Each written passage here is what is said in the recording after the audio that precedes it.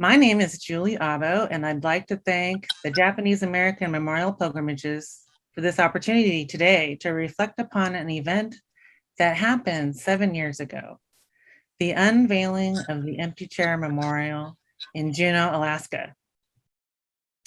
So few people today know of the 200 people of Japanese descent who were removed from Alaska after Executive Order 9066 during World War II. And today's program recognizes that it was 7 years ago that the Empty Chair Bronze Memorial, crafted by artist Peter Raquem, was unveiled in Juneau, Alaska, just steps from where the original chair was placed in May 1942, when the seniors at Juneau High School left an empty chair during their graduation ceremony to underscore the absence of their Japanese-American valedictorian, John Tanaka. The blog reads, "By extension, this empty chair honors all the Japanese uprooted from their homes and communities. The Empty Chair Memorial represents the void the people of Juneau felt for their friends and neighbors impacted by this injustice. The 50 names of those incarcerated are etched on the bronze floor. And you can see behind me in the picture, the memorial itself that's there in Juneau, Alaska. I'd like to acknowledge the Juneau community members responsible for leading the community response for the Empty Chair Memorial created by Peter Raquem, Margie Shackelford, Marie Darlin, who along with others were classmates of the incarcerated, and Roger Grummett, a Juneau businessman. So the Empty Chair story is recorded as part of Alaskan history with Karleen Grummett's book, Quiet Defiance, Alaska's Empty Chair Story, and Greg Cheney's documentary, The Empty Chair. The memorial itself was funded by donations from the wonderful community to the Juneau Community Foundation and the National Park Service Confinement Site Grant. So I'd also like to thank Greg Cheney for allowing us now to show the trailer of his film, The Empty Chair, which encapsulates the story through the oral histories of the people who lived this history. So I'll play that for you right now. We all have our beginnings in this community in Juneau. My dad believed in the American way. The word discrimination, I didn't even know what that meant. December 7th, 1941, a date which will live in infamy. They were taken away and put in prisons away from Alaska, and they had done nothing. My dad was taken. Hatred against Japan was running very high. Because of the war, they were assumed to not be loyal to the United States. There were no Japanese Americans left in Juneau at that time. A lot of the school kids here had been together a long time. At our actual commencements that year, there was an empty chair on the platform. It was a moment when this community came together in an act of quiet disobedience for the injustice of the internment.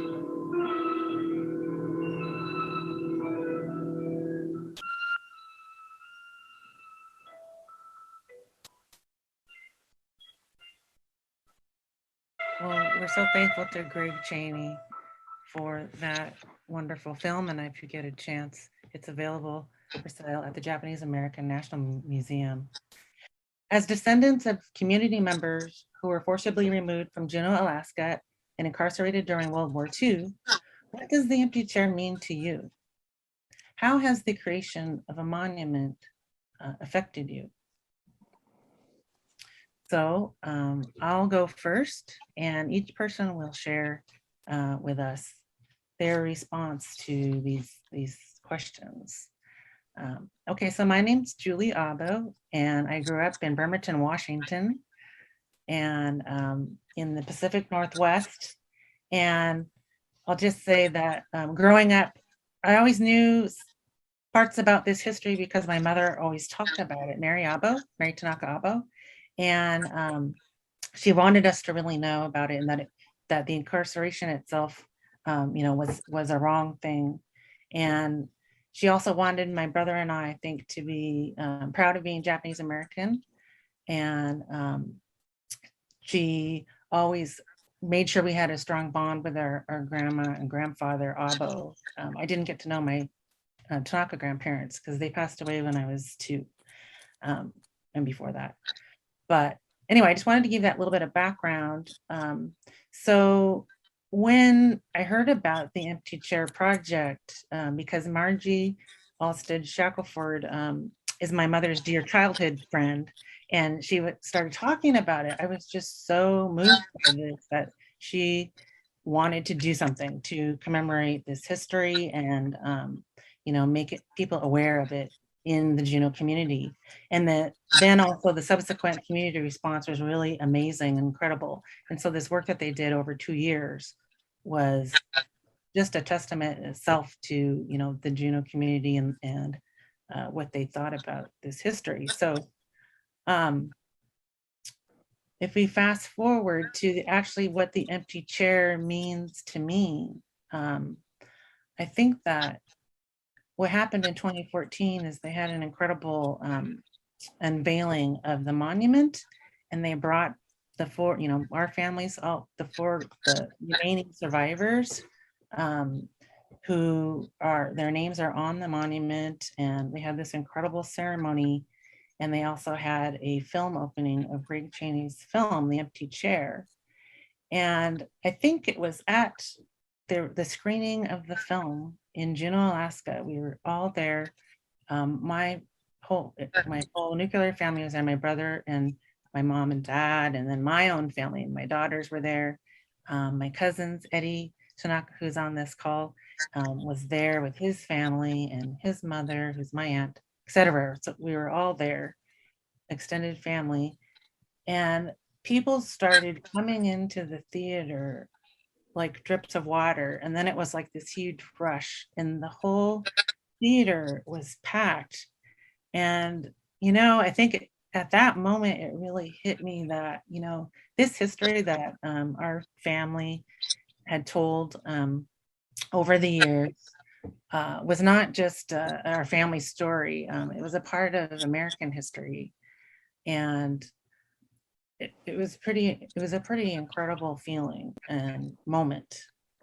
I don't really quite know how to describe it, but it was kind of an awakening for me to just really experience that, not just think about it rationally, because I think I thought it rationally, but just really feel that because of the people who were there, and talking about it and asking questions.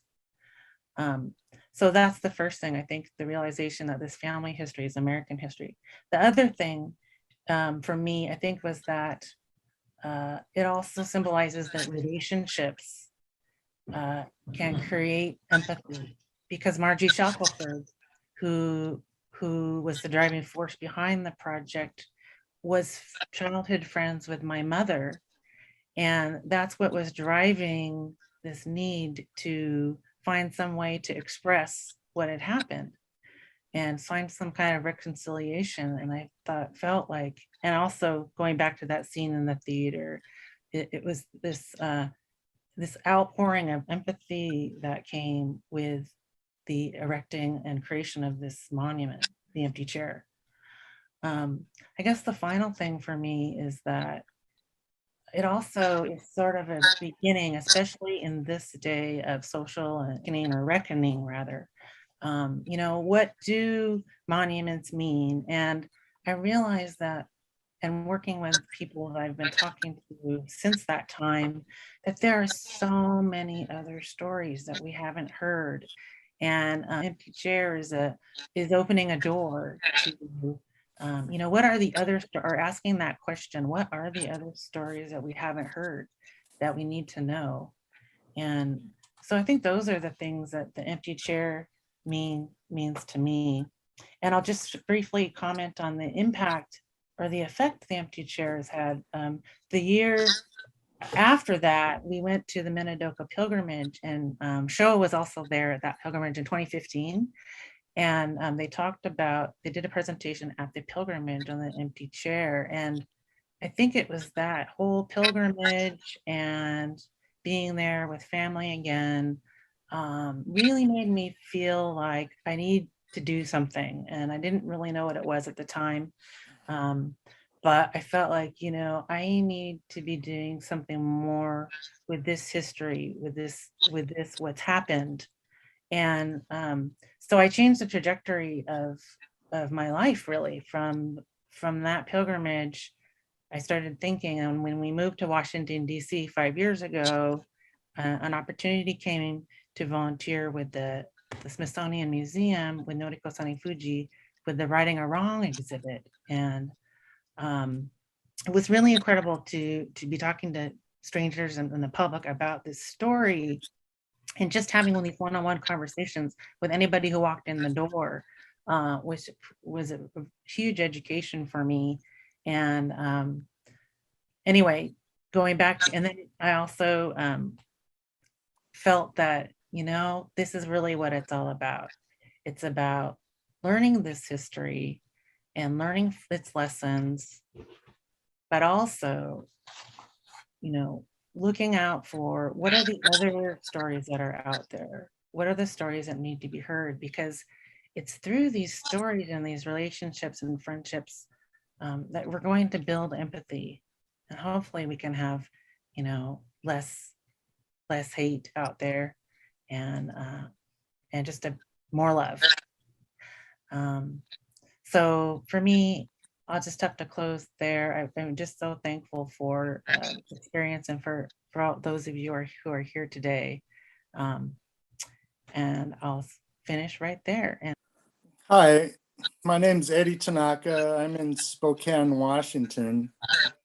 I'm the son of John Tanaka, who the empty chair, it was supposed to be his chair that he was sitting in. But the thing that Julie talked about that kind of struck a chord with me is just how many stories are out there.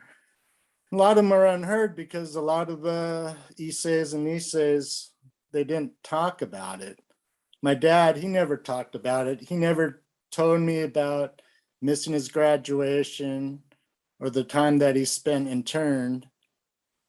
And actually, the first time I heard about that was when Julie's mom, my Auntie Mary and Auntie Alice were working on the empty chair.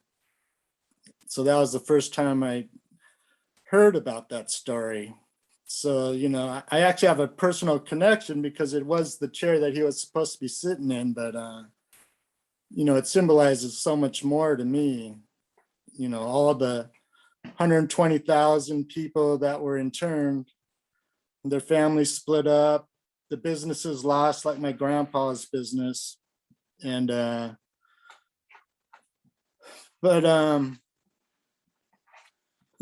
other lesson I learned was what Juneau did. They could have been most just like all the other towns that didn't do anything, but they stood up for the Japanese. They helped my grandfather when he returned from the war. They extended him credit, and the people went to his restaurant, supported it, where a lot of other towns, they didn't do that. They were mean to the Japanese. They didn't help them at all, most of them. So to me, I guess the empty chair, it showed how wrong our country was to incarcerate the Japanese, but it also showed me how right Juneau was to support the Japanese. So to me, it means injustice and get involved. Even though it was over 70 years ago, the message is still so contemporary and valid today. We're surrounded by injustices, Black Lives Matter, Me Too movement, LGBTQ, Muslim bans, Asian hate crimes, list goes on and on. But so I guess it's affected me by making me feel compelled to do as the people of Juneau did and get involved. To me, it's almost like a torch has been passed to my generation. We have to make sure that the lessons from the empty chair, that they don't get lost and disappear. So as descendants, I think, we have to be a voice like the empty chair to try to keep history from repeating itself. And we just need to keep fighting for liberty and justice for all people. And I guess that's all I have to say. Right. I was born in Alaska and I live in Bellingham now. And just what Eddie was saying about how community changes, like how the community can impact, that really was one of the hugest things about the empty chair that I really felt, was that the community and the community's actions changed how people can experience internment. And Juneau and Petersburg and other small towns in Alaska, the lens through which my father experienced it, the community with which he came back to, the community that he was from, really has impacted how he remembers the experience. And it really struck me how much a community can impact an experience like that, and how much your participation in a community can lessen the trauma that somebody is feeling when they're going through that type of experience. And I can't speak to it personally, but from what I have heard, from what he has told me, the reception from the community and how they were received and how their things were taken care of, and they didn't feel that sort of isolation that other communities, perhaps in Washington and Oregon and California, felt. So Southeast Alaska seems to have been a little bit different. So that's really the empty chair, as much as it is a memorial to interned Japanese. It really felt to me like it was a statement of community and what community can do. And how it has affected my life is that story has allowed my father to open up about his time. He was quite young, but sharing that story, the story that is more personal, the story that is more similar to his own, the story of a community coming together, has allowed him to open up in terms of sharing that experience and what he went through. So really, I think that's it. Hello, everyone. My name's Shoal. I'm fourth generation. So my grandfather grew up in Juneau, and my great-grandfather immigrated from Fukuoka and is part of the Tanaka family.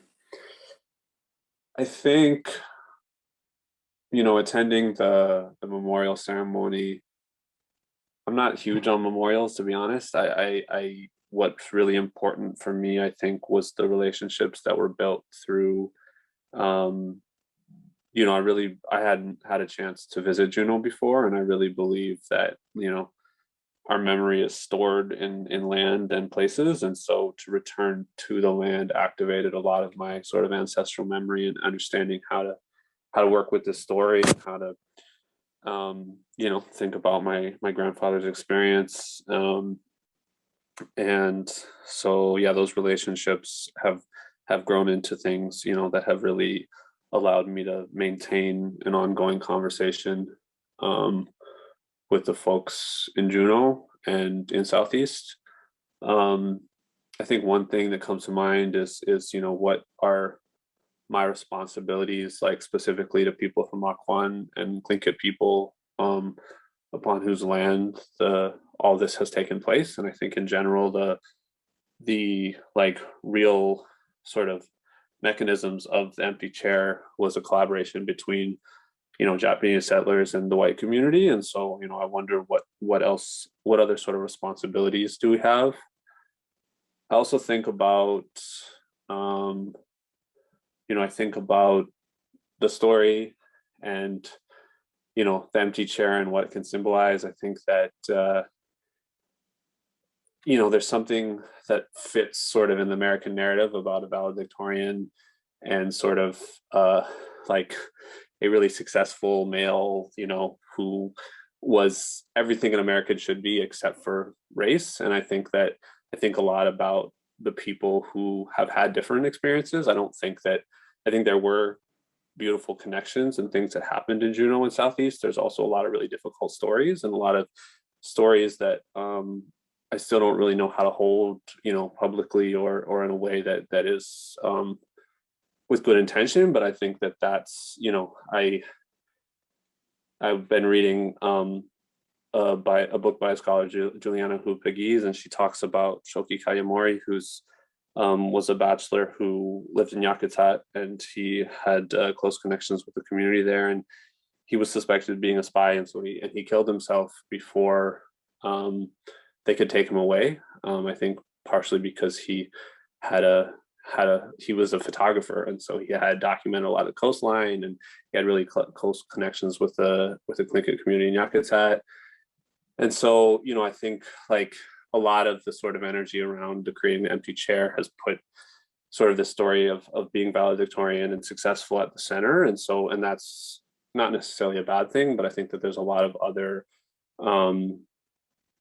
like, I don't know, I think for me, like, I don't really believe so much in permanence. I think things sort of come and they disappear, and I wait for them and spirits and whatever. And so I think that, I just wonder how we can, what other sort of forms of commemoration or memory or building together that allow for, the complexity of stories that have existed and still exist in relation to this incarceration, and how it's affected mixed race families. And I think, my family, we had a business, a city cafe, we were successful in that sense. And so there's this way that my family story can fit in sort of this normative American model of how families are supposed to look. And so, I wonder about all the people who don't fit in that model and how we work with their memories and how we, it's difficult, but, still, like I said, the relationships and the sort of space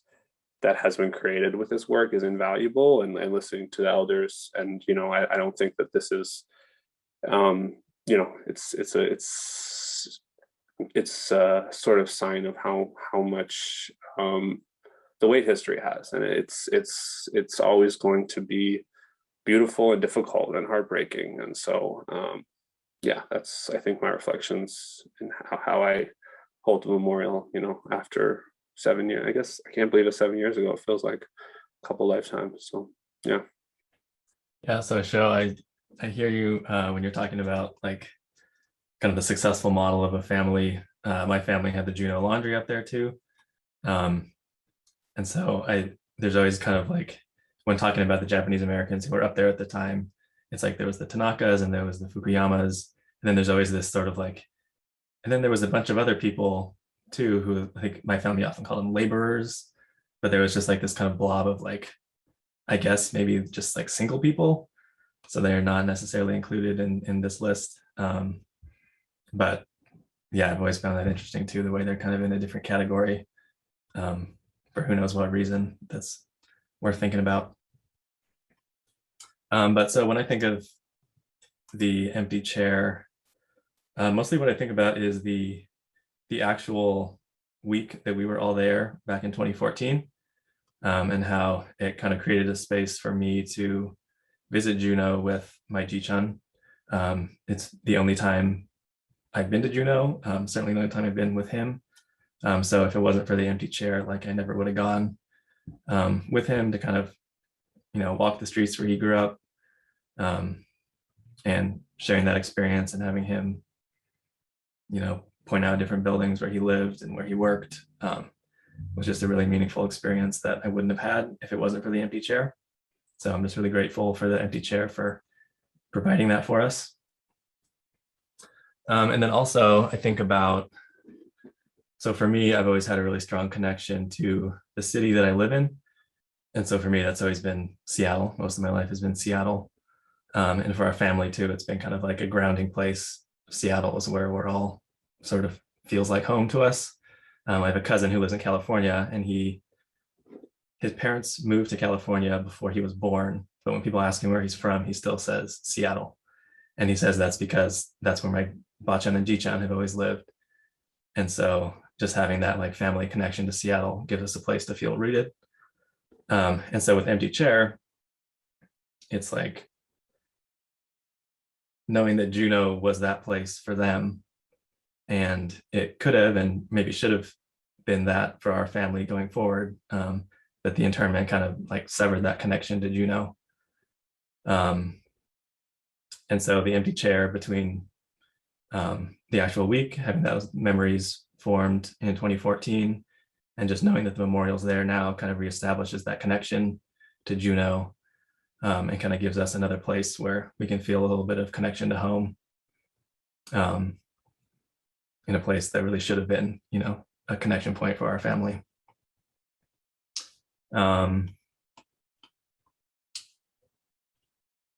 Yeah, I guess those are kind of the ways I think of how the empty chair has impacted me.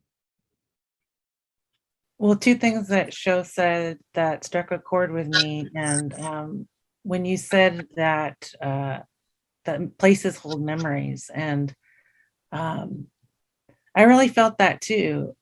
Even though, you know, I've been to Juneau a few times, but I just couldn't stop thinking when we were there, like, you know, hey, this is where they were living, and growing up there, and yes, also tied to, you know, the people who were there before, and it kind of, I kind of had this opening up of, you know, what that there's that one moment in time, or the time that we talk about with the empty chair, World War II, but then there's all the other moments that happened before that, and this is just one small slice of that.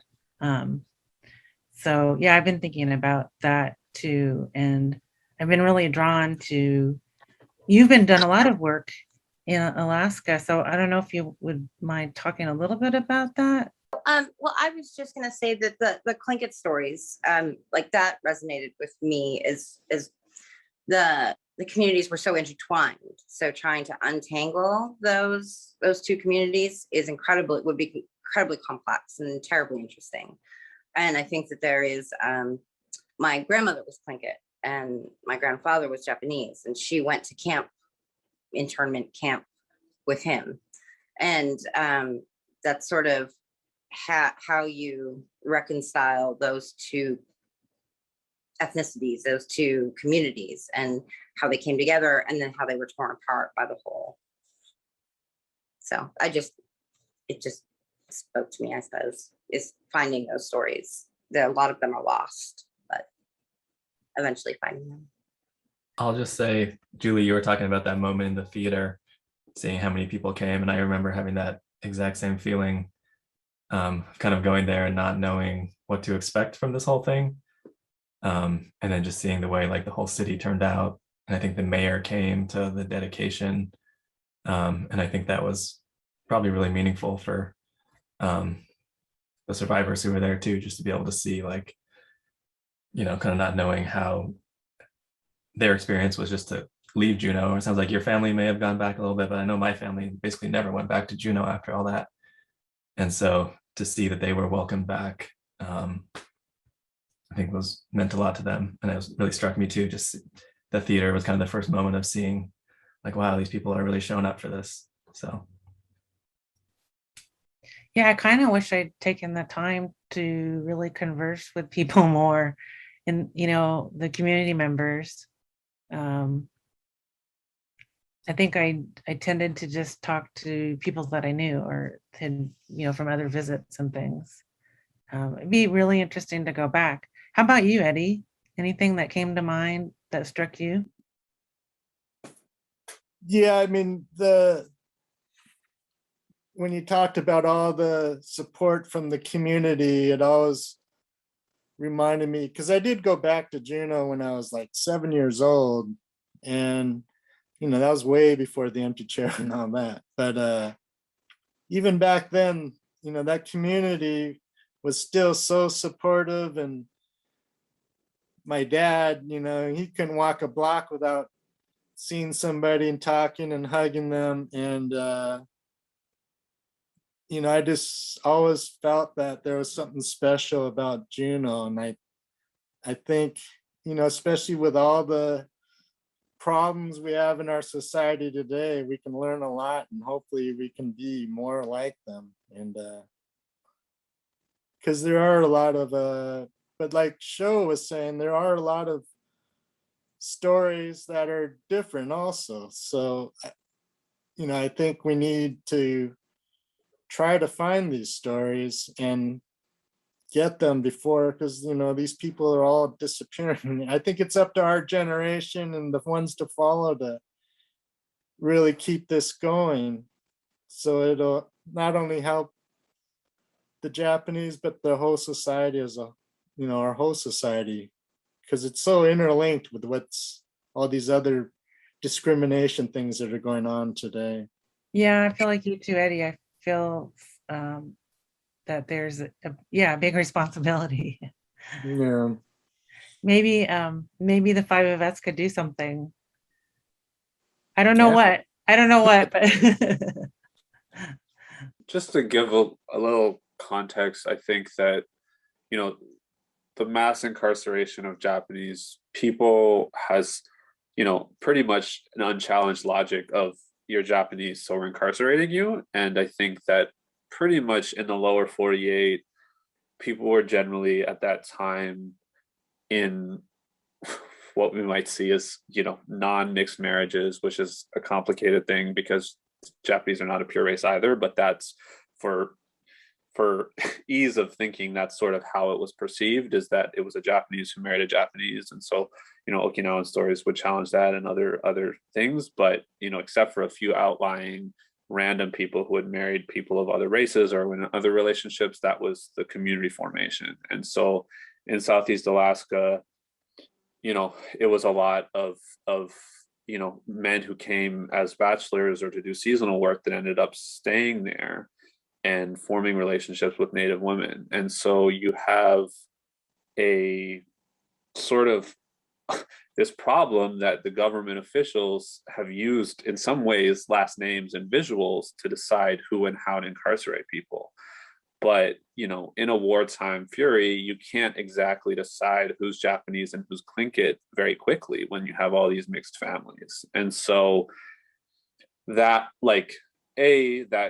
in general, I think the model was that mixed race children who were over, I think it's 16 or something, were taken to the camps, and then the women could choose whether they went with their husbands or not.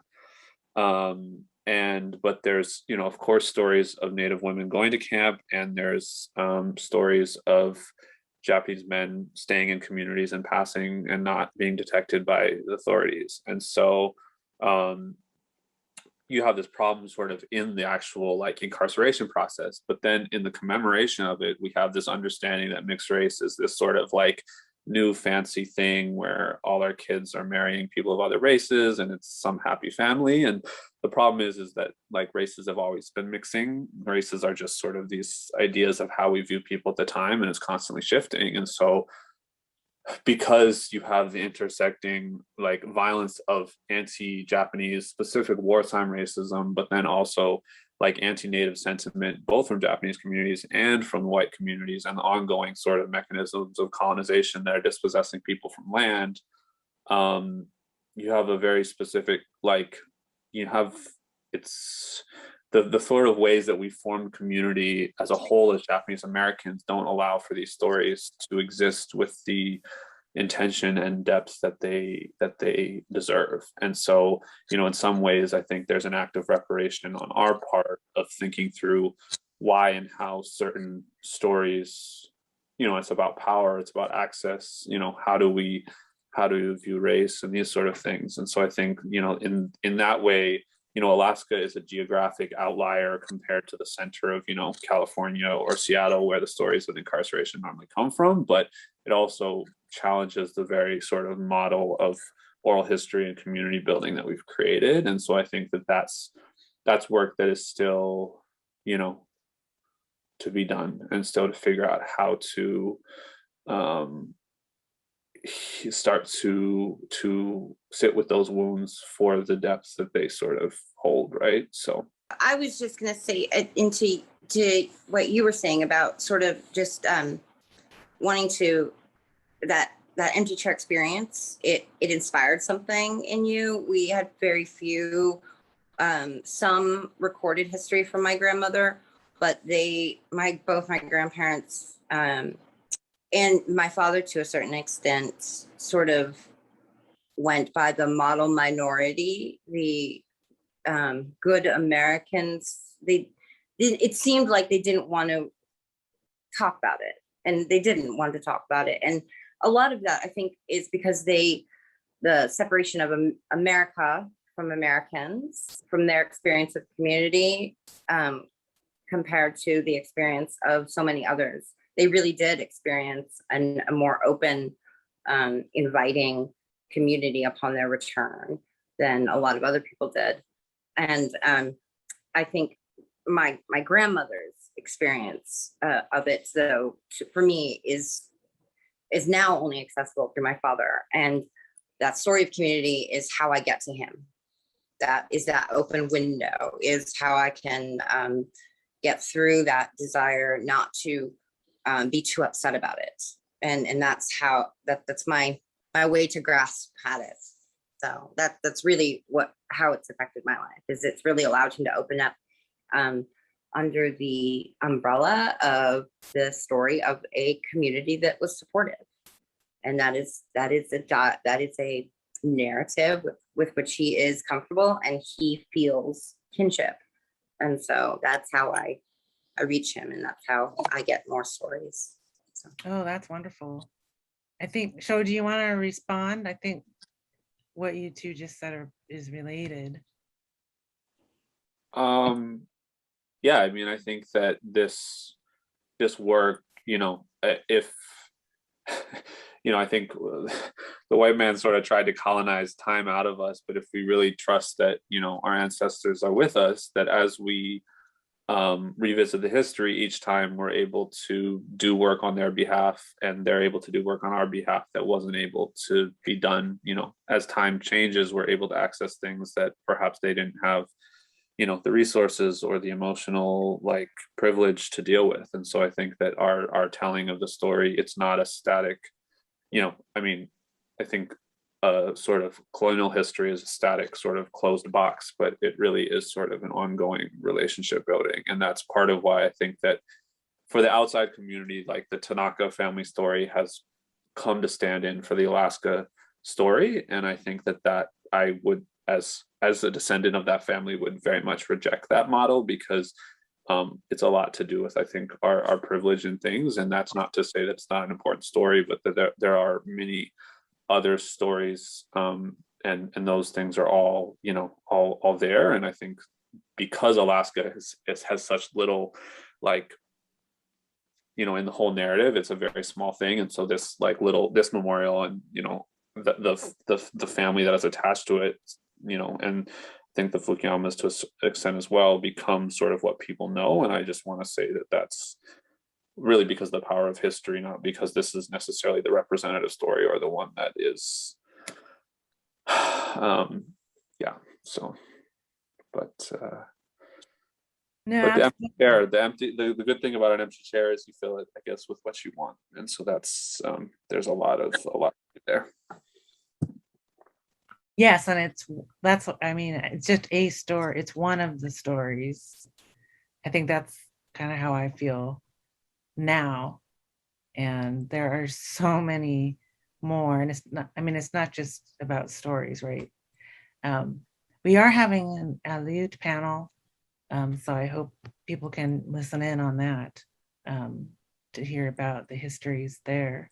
And I hope we can have another conversation, the five of us, sometime. And really, I would love to work on a project with you moving forward of, I'm not sure what it is right now, but, to do something, Eddie, like you said.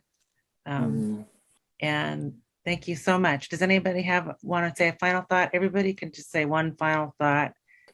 It was great. This whole talk and everything was great. I learned a lot, and it does open up a lot more curiosity and incentive to do more. Hope. All right. So my final thought is that I think just this conversation has kind of given me even more enthusiasm or an itch for finding out more. So now I have a little bit more curiosity and more questions. So show.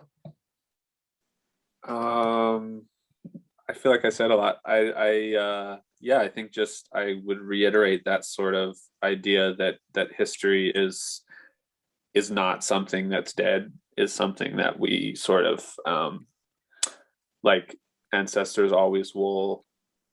I mean, I think in a sort of like, you know, American model minority colonized context, there's always this sort of like, I don't know enough, whatever, but there always is a next step, I think. And so, you know, with our ancestors and sort of doing this work, there always is a next step. And so it's sometimes finding the courage and the resources within ourselves to make that step. But it's not an easy way, but it's also, I think, helps to like some of that really hopelessness that sort of can infiltrate in depression in a colonized mindset is helpful. So yeah. So David. So I just want to say thanks everybody for the panel. Show, I think a lot of the stuff you said was really interesting. Just thinking about, like you were saying, that a lot of the focus of the whole memorial really was on the Tanakas and the Fukuyamas. So now I'm just kind of curious, you know, who were all these other people, Japanese Americans that were there, that were always kind of lumped on the side as the other category. So if there is more work on this, that might be a area to move into. So yeah, now we're gonna play, this is a video that I shot back in 2014 around the memorial. This wasn't necessarily intended to be like a film back then, so there's not a lot of backstory or too much thought put into it. It was just kind of like recording the experience as a keepsake for the family.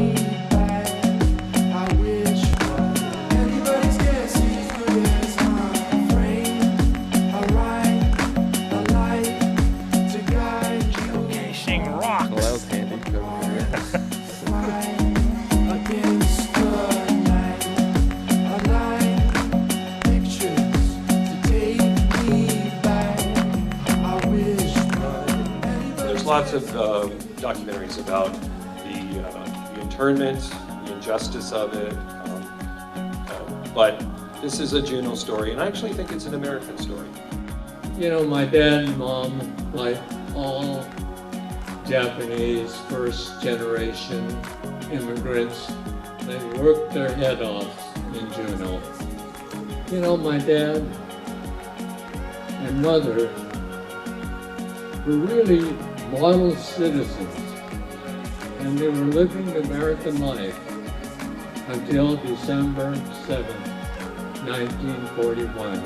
And you've all heard about that on the video or with this presentation. I'll pass it on. I could go on, but I'll stop.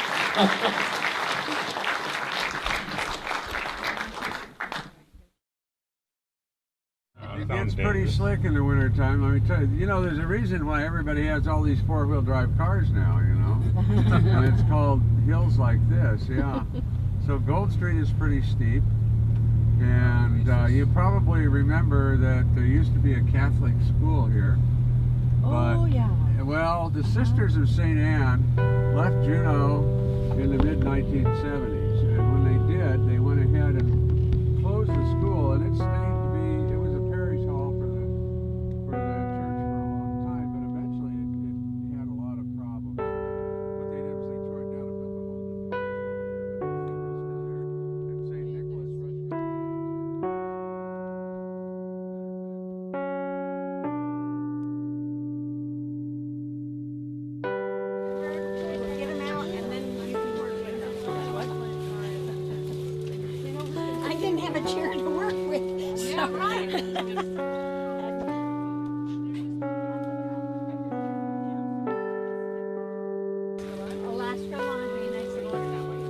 They're really colorful, aren't they?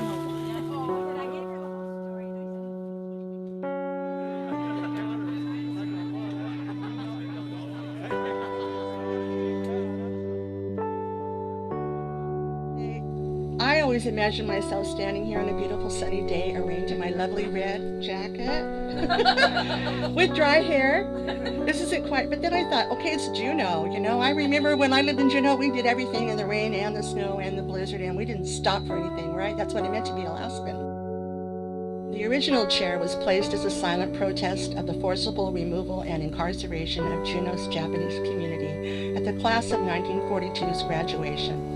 Our fervent hope is that this chair will remind future generations that although sometimes we are powerless to prevent injustice, in the words of Elie Wiesel, a Holocaust survivor, there should never be a time when we fail to protest it. So here it will sit, a powerful and somber symbol of a heartwarming yet poignant Juneau story.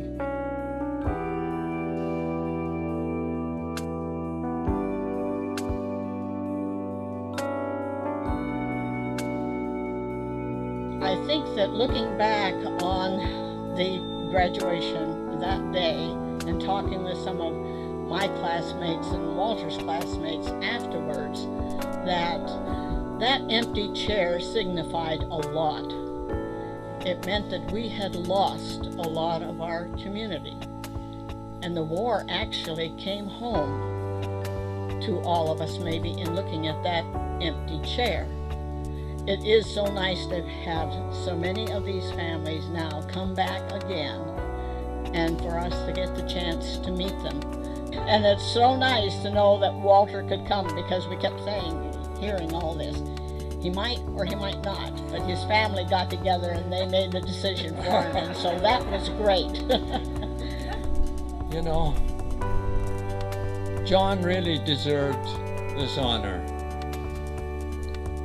I didn't know John very well in Juneau.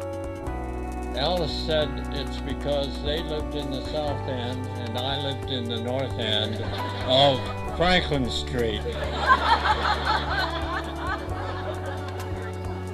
But you know, my dad would come around, about every so many months and show me the paper, and he says, "Look, John made the honor roll again." It sounded like, "Where's your name?"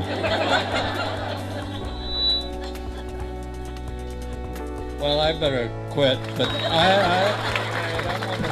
there's one thing I want to say is I'm glad I could see Maria again.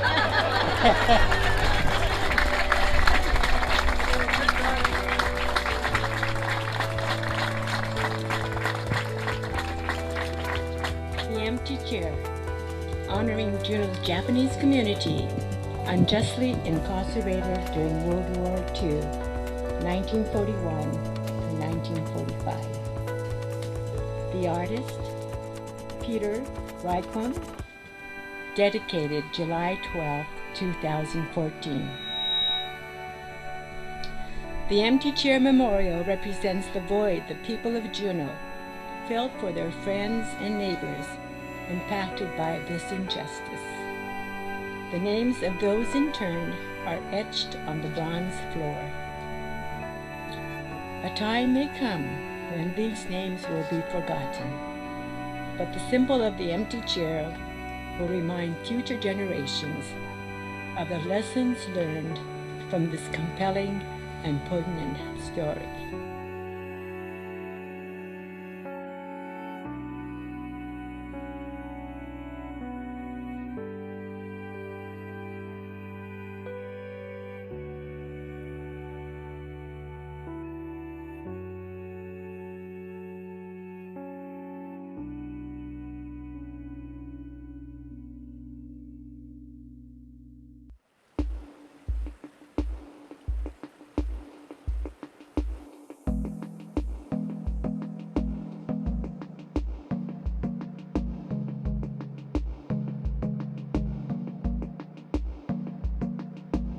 Star Hill is just as steep as ever.